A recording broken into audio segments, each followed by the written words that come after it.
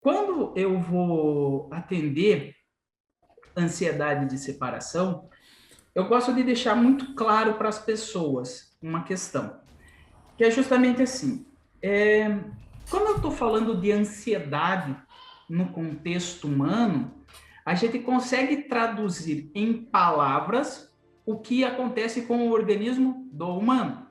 Então, vou dar o meu exemplo.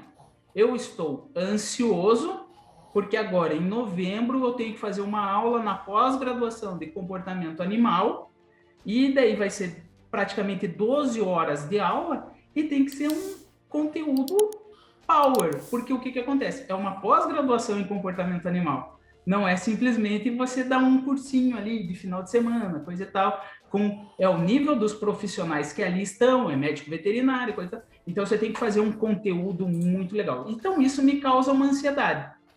Mas só que veja só, eu estou refletindo em algo que acontecerá no futuro e isso me traz uma ansiedade no momento presente, correto?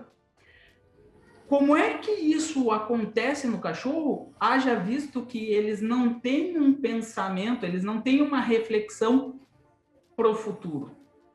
Cognitivamente, eles não têm isso, não têm essa capacidade. Por que, que eles não têm essa capacidade, Rafael? Porque eles não têm a capacidade de linguagem verbal, né? Então, eles não conseguem resgatar na memória deles sem que haja um estímulo externo e também não conseguem projetar muito para o futuro. Então, como é que eles ficam ansiosos, né? Isso é muito interessante a gente parar para analisar.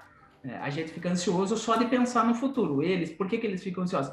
Porque justamente eles fazem um pareamento de uma estimulação com aquele estado emocional. É, Voltamos ao comportamento tanto é que é quando pega o calçado, a bolsa, né? Quando ele vai observando ali o que vai acontecendo, ele já começa a ficar ansioso, né?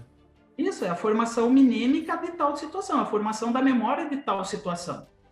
Então, por consequência disso, o animal ele vivencia determinados estímulos presentes que daí eliciam a resposta emocional de ansiedade. Sim.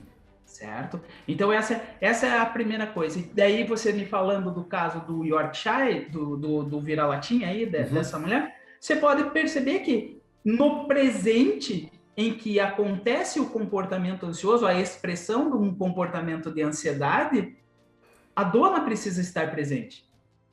Então, ele formatou na cabeça dele um determinado mundo à parte que só depende da dona. Mas no resto da vida dele, ele funciona super Tá de legal. boa.